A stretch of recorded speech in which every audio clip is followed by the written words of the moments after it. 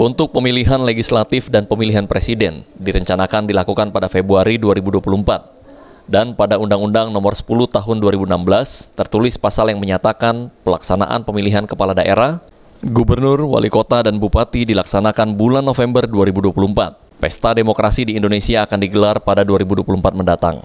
Komisi Pemilihan Umum siap bergerak menyiapkan diri menyambut tahapan pemilu legislatif dan pemilu presiden pada 2022. Sedangkan tahapan pilkada serentak dimulai pada 2023 mendatang. Tahapan pemilu dimulai sejak 21 Januari 2022, yakni proses perencanaan program dan anggaran, serta peraturan KPU. Penetapan parpol peserta pemilu dijadwalkan pada 17 Desember 2022, mulai 21 Mei 2023 hingga 6 Juni 2023. KPU akan menerima pendaftaran calon anggota DPR, DPRD, DPD.